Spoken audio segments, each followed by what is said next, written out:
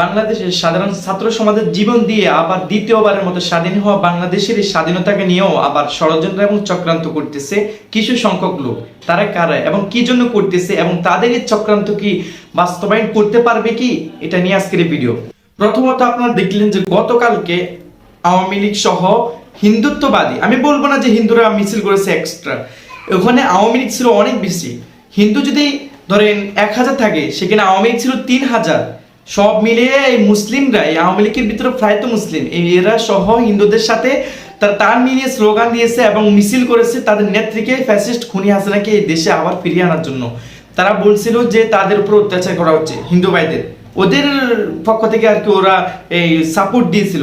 আর fascist খুনি হাসিনা তো সর্বোচ্চ বাজেট করেছিল তার এই চক্রান্তকে তারা বাস্তবায়ন করার জন্য। তো হিন্দুদের নাকি অত্যাচার করতেছে, তাদের উপর টর্চার করতেছে, তাদেরকে মারতেছে, তাদের মন্দিরে আগুন লাগাই দিতেছে, এই রিলেটেড অনেক কথাবার্তা কিন্তু ইতিমধ্যে সোশ্যাল মিডিয়াতে ঘুরপাক খাচ্ছে। অ্যান্ড হচ্ছে ইন্ডিয়ান যে নিউজ চ্যানেলগুলো আছে ওগুলো আমাদের নামে উল্টাপাল্টা প্রপাগান্ডা আমাদের নামে ছড়াচ্ছে। কিন্তু সেই নিউজ চ্যানেলগুলো কেন আদৌ এগুলো করতেছে আমরা সেটা আজও বুঝতেছি না, কেন তারা এমন করতেছে। সো এটা সম্পূর্ণ পরিকল্পিত একটা প্ল্যান যে ইন্ডিয়া আমাদের থেকে সর্বোচ্চ সুযোগ নেওয়ার পরেও কেন তারা আমাদের সাথে এরকম আচরণ করে। এই ফ্যাসিস্ট খুনি হাসিনা থাকাকালীন ইন্ডিয়া এমন কোনো কাজ নাই যেটা তাদের নিজের স্বাধীনতা মতো করে নাই। গ্যাসের জন্য সবাই মানুষ কষ্ট করে, সব মানুষই গ্যাসের জন্য কষ্ট করে, সেই গ্যাসের লাইন নিয়ে গেছে। তারপরে মংলা বন্দর নিয়ে অনেক ঝামেলা চলতেছে, ওটা নিয়ে চুক্তি হয়েছে। তারপরে ইলিশ মাছ প্রতি মানে কি বলবো, এমন কোনো জিনিস নাই তারা বাংলাদেশ থেকে সুবিধা ভোগ করে নাই, প্রত্যেকটা জিনিসে তাদের সুবিধা রয়েছে। এরপরও কেন তারা বাংলাদেশের জনগণের পিছনে লেগে আছে আমি সেটা বুঝতেছি না। কারণ জানেন কি জন্য? এই জন্য তারা এমন করতেছে আমাদের সাথে যে ফ্যাসিস্ট খুনি হাসিনা তো নরেন্দ্র মোদীর এক কথায় স্ত্রীর মতোই ছিল, যে তার স্বামীর জন্য তার জীবন দিয়েও অনেক কিছু করার মানে ছিল।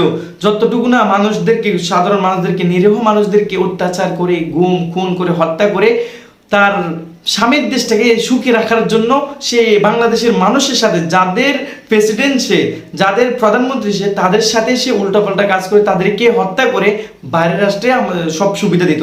এরপরে যখন এই ফ্যাসিস্ট খুনি হাসিনাকে আমাদের স্টুডেন্ট সমাজ, ছাত্র সমাজ যখন তাদেরকে আন্দোলনের মাধ্যমে নামিয়ে দিল, তাদেরকে দমিয়ে দিল, এবার সে গিয়ে ভারতে গিয়ে ইন্ডিয়া এবং হচ্ছে ইন্ডিয়ান যে একটা সিস্টেম আছে, তারা হচ্ছে আমাদের এই নতুন স্বাধীনতাকে আবার একটা চূড়ান্ত চক্রান্ত করে আমাদের এই স্বাধীনতাকে ধ্বংস করে দেওয়ার চেষ্টা করতেছে। কিন্তু তারা কি আদৌ জানে যে ছাত্র সমাজ এখনো রাজপথ ছাড়ে নাই? ছাত্র সমাজ তখনই রাজপথ ছাড়বেন যখনই আমাদের অন্তর্বর্তীকালীন সরকার গঠন হয়ে যাবে। এখন কিন্তু তত্ত্বাবধায়ক সরকার, প্রধান উপদেষ্টা আছেন আমাদের ডক্টর ইউনূস সাহেব। এই ইউনূস সাহেব কোন ইউনূস সাহেব জানো? এই ইউনূস সাহেবকে যে তুমি বলেছিলে যে পদ্মা সেতু থেকে পালিয়ে দিবা, তারপর পদ্মা নদীতে পানিতে চুবাই দিবা, ওই ডাক্তার ইউনূস তোমাকে ইন্টারন্যাশনাল ভাবে মামলা করে আমাদের জাতির সামনে তোমাকে সর্বোচ্চ তোমার দৃষ্টান্তমূলক শাস্তি দেওয়া হবে, এটা আমরা আশাবাদী। সো তোমাদের চক্রান্ত মক্রান্ত এগুলো কোনো কাজে আসবে না। সুতরাং তোমরা সোজা হয়ে যাও। রাজনৈতিক ভাবে যদি ভোটাধিকার ফিরে আসে, যদি সুন্দর সুশৃঙ্খল ভাবে তোমরা নির্বাচন করতে চাও, তাহলে এইসব চক্রান্ত থেকে বিরত থাকো। আগামী দেশ সুন্দর দেশ, আগামী দেশ চালাবে যুবক সমাজ, ছাত্র সমাজ, আগামী দেশ তরুণরাই নেতৃত্ব দিবে। সো এখানে তোমাদের ডিস্টার্বমূলক, তোমরা যে 17 বছর খেয়ে গেছো এটা খেয়ে চুপ থাকো। যদি বেশি বাড়াবাড়ি করো তাহলে তোমাদের হয়তো আর পাওয়াই যাবে না।